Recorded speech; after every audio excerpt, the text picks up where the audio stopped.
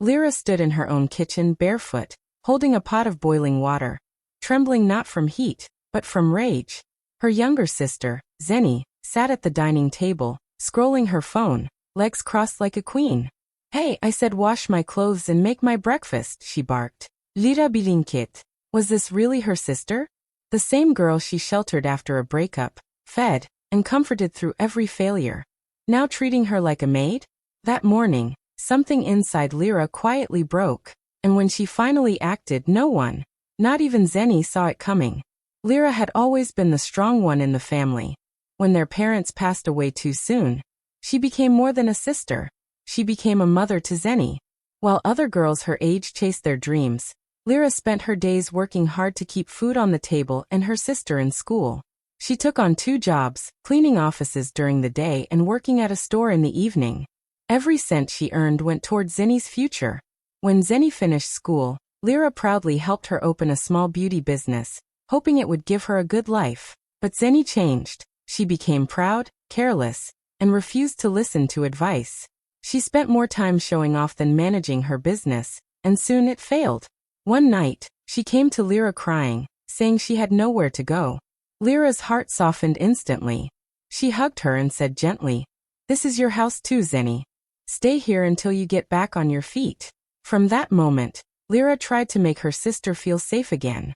She cooked for her, washed her clothes, and gave her the bigger bedroom so she could rest. She believed that love and comfort would help Zeni heal and start over. But slowly something shifted. Zeni stopped looking for work. She would wake up late, complain about food, and act as if everything Lyra did for her was expected, not appreciated. At first Lyra ignored it. She told herself, she's just going through a hard time. But deep down she felt tired. She worked all day and came home to more demands. Her house, once peaceful, now felt heavy with unspoken tension. Sometimes Zeni would talk on the phone loudly, saying things like, "My sister's got me. She'll take care of everything." Those words cut deep. Lyra started to realize that her kindness was no longer seen as love. It was seen as weakness. She never complained, but each night she sat alone at the kitchen table, staring at the bills, wondering when things would change. She still loved her sister, but something in her heart began to ache. She had given up so much for Zeni, her time, her comfort, even her peace. And in return, she was being treated like a servant instead of a sister. And that was the moment Lyra's quiet heart began to break. Weeks passed, and what was supposed to be a short stay turned into something that felt endless. Zeni slowly started acting like the house was hers. She left her shoes and clothes all over the living room, used every cushion as if it belonged to her, and never cared to clean up. Lyra would come home from work, tired and hungry, only to find dirty plates stacked in the sink and clothes scattered everywhere. Still she said nothing. She didn't want to start a fight. She kept telling herself, "It's just a phase, she'll change soon." But Zeni didn't. She got too comfortable. Every day, she woke up late, sat on the couch with her phone, and scrolled for hours. Whenever Lyra asked if she was applying for jobs, she rolled her eyes and said, "The world is unfair. No one wants to hire good people anymore." She always had an excuse ready, but the truth was, she didn't even try. She expected Lyra to pay all the bills, buy all the food, and still thank her for keeping her company. Zeni also started inviting her friends over almost every day. They laughed loudly, played music, and used Lyra's things without asking. Sometimes, Lyra would come home to find strangers sitting on her couch, eating food she had bought. When she tried to say something, Zeni would interrupt, saying, "Relax, it's just my friends. Don't be so uptight." Lyra's patience began to wear thin. She was working hard every single day, coming home late, and cleaning up after her grown sister, who acted like a spoiled guest. The house no longer felt like a home. It felt like a place she was slowly being pushed out of. One evening, after a long, stressful day at work, Lyra returned home and found Zeni sitting on the couch watching TV. Without even greeting her, Zeni handed her a small paper list. On it were the words, "Laundry, breakfast, and groceries. Please do it early tomorrow." Lyra looked at the paper, then at her sister. For a moment she laughed softly, thinking Zeni was joking. But Zeni didn't smile. She just said, "I'm serious. I have plans tomorrow, and I don't want to wait for breakfast." The laughter faded from Lyra's face. That moment hit her deeply. She realized her own sister no longer saw her as family, but as someone who served her. That night, Lyra sat in bed, staring at the ceiling, wondering how love could turn into such disrespect. She didn't know it yet, but something inside her had begun to change forever. It was a Friday night, and for the first time in months, Lyra felt excited. She had invited a few colleagues from work for dinner. Nothing fancy, just a small gathering with food she cooked herself. She had cleaned every corner of the house, arranged flowers on the table, and even lit a small candle. Her colleagues had always admired how hardworking and kind she was, and she wanted to share a little piece of her life with them. As they ate and laughed, Lyra felt proud. For once, the house felt warm and alive again. But that peace didn't last long. Halfway through the meal, the door opened, and Zenny walked in. Everyone turned to look. She was wearing Lyra's favorite dress, the one she saved for special occasions, and holding a glass of wine. She walked slowly, looking at the guests like she owned the place. "Oh," Zenny said, raising an eyebrow. "You didn't tell me you were having guests in my house." The words hit like a slap.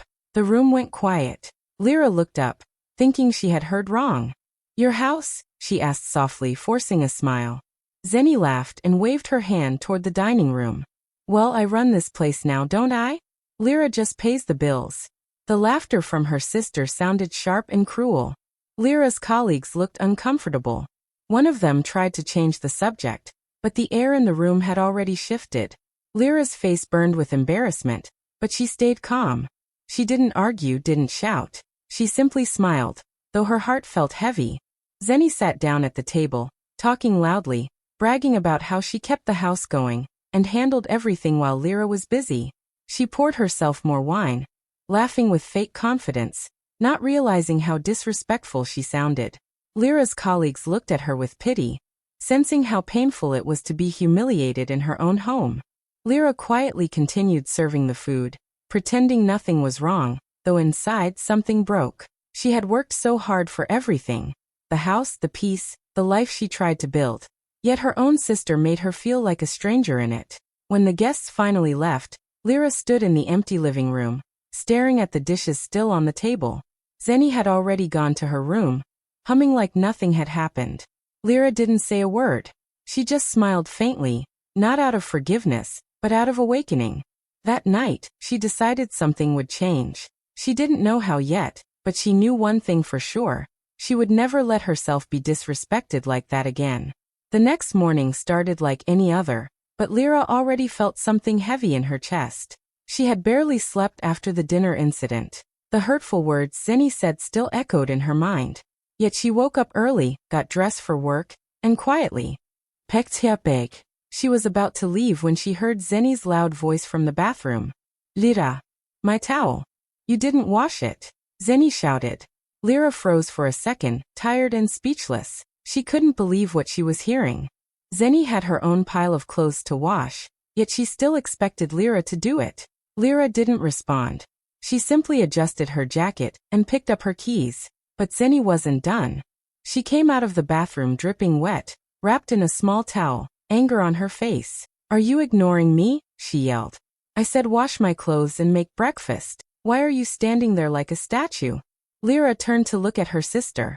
There was no anger in her eyes, no shouting, just a quiet disbelief. She wondered how someone she had loved and protected so much could talk to her that way, as if she were a servant in her own house.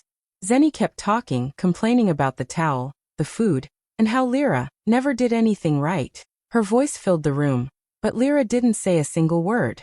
She just stood there, calm and still, watching her sister without emotion. Finally, Lyra took a deep breath, turned away, and picked up her bag. Without saying a word, she walked toward the door. The sound of her heels on the floor echoed softly, but to Zenny, it felt like thunder. She realized something was different. "Lyra, I'm talking to you," Zenny shouted again. "You can't just walk away." But Lyra didn't look back. She opened the door, stepped outside, and left. That silence, that calm, powerful silence, said everything words couldn't. For the first time, Zenny felt a strange chill in her chest. Lyra had always been the one to argue, to defend, to fix things. But this time she didn't fight back. She didn't cry. She just walked away like someone who had finally reached her limit. As the door closed behind her, Zenny stood there, confused and unsettled. She didn't know it yet, but that quiet walk out of the house was the beginning of the end. The moment Lyra stopped being the sister who tolerated everything and started becoming the woman who had finally had enough. That day at work, Lyra could barely focus. Her mind wasn't on the files in front of her or the emails waiting for replies. She sat by the window, staring outside, lost in thought. Every memory of her sister's behavior came flooding back. The shouting, the disrespect, the humiliation at dinner, and the way Zenny ordered her around like she was a maid. Lyra had tolerated it all in silence, but deep inside, something had changed. She wasn't angry anymore. She was simply done. She thought about how much she had sacrificed for her sister. She had given her everything: money, love, shelter, comfort. And in return, Zenny had given her only arrogance and pain. As she looked out of the window, a calm but firm idea formed in her mind. It wasn't revenge she wanted. It was peace. The kind of peace that comes when you finally stop letting others take advantage of your kindness. After work, she went straight to the bank. She met with her financial advisor and discussed her property papers. The next day, she quietly contacted her lawyer and made a few legal changes. She didn't tell anyone, not even her closest friends. Every step she took was quiet, careful, and planned. A week later, she registered a new property management company under her own name, L&O Property Group. It stood for Lyra and Okora, their family name. She smiled sadly when she signed the papers, realizing that this time, she was building something that truly belonged to her. Once everything was ready, she listed her own house for rent through that company. The tenants' details, rent collection, and ownership were all managed through official channels. Zenny had no idea. Lyra made sure of that. Then, one evening, when Zenny was out with her friends, Lyra quietly packed her things. She took only what she needed: her clothes, her documents, her photo albums. She left the rest behind. Without a trace of anger, she moved into a small but peaceful apartment across town, one where silence felt like freedom. Before leaving for the last time, she stood in the kitchen, the same place where she had cooked countless meals for Zenny, the same place she had once cried alone. She took out a small piece of paper, folded it neatly, and placed it on the counter. On it she wrote a single line: "You wanted this house? It's all yours, but pay the rent first."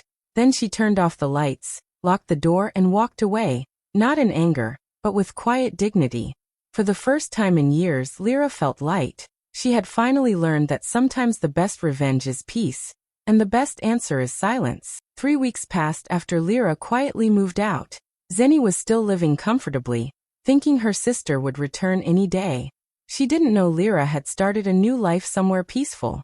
Every morning, Zenny woke up late, scrolled through her phone, and ordered takeout using Lyra's credit card, which she had found lying around. She had no idea that the silence in the house meant something bigger. It meant her time of living for free was ending. One afternoon, Zenny received a brown envelope in the mail. She didn't bother to open it at first, thinking it was another random bill or ad. Hours later, she tore it open and read the words that made her laugh out loud. Notice of overdue rent payment. Eviction pending if not paid within 48 hours. Zenny threw the paper aside and rolled her eyes. What nonsense! I don't pay rent here, she said to herself. This is my sister's house. She went back to watching TV, not taking it seriously. But the next morning, a man in a suit came to the door. "Good morning," he said politely. "Are you Ms. Zenny Okora?" "Yes, that's me," Zenny replied, looking confused. "I'm here on behalf of L&O Property Group. The owner requires you to vacate the house within 48 hours if rent is not paid." Zenny frowned. "There must be a mistake. My sister owns this place. She'll be back soon." The man looked at his file and replied, "According to our records, the property belongs to L&O Property Group. If payment isn't made, eviction will proceed." Panic hit her. "No, wait. My sister is Lyra Okora. This must be wrong." But the man simply nodded. "Then you should probably talk to her," he said and left. Heart racing, Zenny grabbed her phone and called Lyra. Her hands shook as she waited for her to answer. When Lyra finally picked up, her voice was calm, almost peaceful. "Lyra, what is this? I just got a rent notice from some company. Tell them to stop. This is your house, Zenny said quickly, her voice full of panic. There was a long pause before Lyra answered softly. That's me. Zenny blinked. What do you mean that's you? The LNO Property Group, Lyra replied. It stands for Lyra and Okora. I built it, Zenny. I just stopped giving it for free. Silence filled the line. Zenny didn't know what to say. For the first time, she realized her sister had really left, and this time, she wasn't coming back. When the call ended, Zenny sat on the couch, surrounded by the same mess she had made for months. The house felt suddenly cold and empty. For the first time, she understood what it felt like to lose everything. Not because someone took it away, but because she had taken love and kindness for granted. Zenny's world fell apart faster than she ever imagined. After the eviction notice, she tried everything to fix it. She called Lyra again and again, but her sister never picked up. She sent long messages, apologizing, explaining, even accusing, but none of it worked. Lyra had finally chosen peace, and nothing could make her go back. Panicking, Zenny began calling relatives, hoping someone would take her side. But everyone knew the truth. They had seen how she treated her sister, how she lived rent-free, disrespected her, and made her life miserable. No one wanted to get involved. A few told her softly, "You should have respected her when you had the chance." Hearing that hurt even more. Days passed, and the eviction became real. The landlord returned with papers, and Zenny had no money to pay. She begged for more time, but no one listened. Her so-called friends, the ones who used to come over for free food and parties, suddenly stopped answering her calls. The people who had once praised her for living comfortably were gone the moment she had nothing left to give. Zenny sat in the empty living room, surrounded by silence. The walls that once echoed with laughter now reminded her of all the things she took for granted. She remembered the night she had called it her house in front of Lyra's guests. The memory made her chest ache. She realized how cruel those words had been, and how much they must have hurt her sister. Finally, she packed her things into 2 small bags and left. She moved into a tiny room on the other side of town, just a single bed, 1 chair and a small window.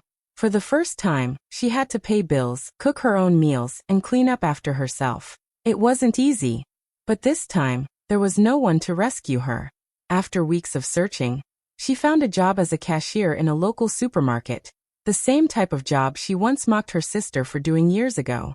At first she hated it. She felt embarrassed and small. But slowly she began to understand. Each day behind that counter taught her humility, patience, and what it truly meant to earn something. Still, at night, she often thought about the old house. The laughter, the comfort, the love she had once been surrounded by. Every corner of that place haunted her. Not because it was taken away, but because she had ruined it herself. Pride had made her a queen for a moment, but humility was what finally began to make her human again. Months had quietly passed since Lyra walked away from the chaos that used to fill her home. Her new life was simple, peaceful, and full of small joys. She spent her mornings tending to her little garden, her afternoons at work, and her evenings reading on the balcony with a cup of tea. For the first time in years, she could breathe without tension. The silence that once scared her now felt like freedom. She no longer woke up to shouts or endless demands, just the sound of her own peace. One evening, dark clouds gathered and rain began to pour heavily. Lyra sat near the window, watching the raindrops race down the glass, when she heard a faint knock at the door. At first she thought it was the wind, but then it came again, soft and hesitant. She opened the door, and her heart stopped. There stood Zenny. Zenny was soaked from head to toe, her hair messy, her clothes clinging to her. She looked nothing like the proud, loud sister Lyra once knew. Her shoulders were hunched, her eyes red and tired, and in her hands was a small plastic bag, probably all she owned now. For a moment, neither of them spoke. The only sound was the rain hitting the roof. Then Zenny whispered, her voice breaking, "I just came to say sorry." Lyra looked at her sister, and saw something she had never seen before, real humility. Not excuses, not pride, not fake tears, just quiet regret. Without saying a word, Lyra stepped aside and motioned for her to come in. Zenny hesitated, then slowly walked in, shivering. Lyra handed her a towel and poured her a cup of hot tea. They sat together at the small kitchen table, both silent for a long time. The air between them was heavy, but different, softer somehow. Zenny finally looked up, her eyes filled with guilt. "I didn't realize how much I hurt you until I lost everything," she said quietly. Lyra listened, her heart torn between pain and pity. After a long pause, Lyra spoke gently. "You don't need to serve me or prove anything. Just learn respect, for others and for yourself." Her voice was calm, not angry, not cold, just honest. Tears slipped down Zenny's cheeks as she nodded. It wasn't a full reunion. Not yet. But in that small, quiet moment, two sisters, once torn apart by pride, began to find their way back, one apology at a time. Weeks turned into months, and slowly, things began to change.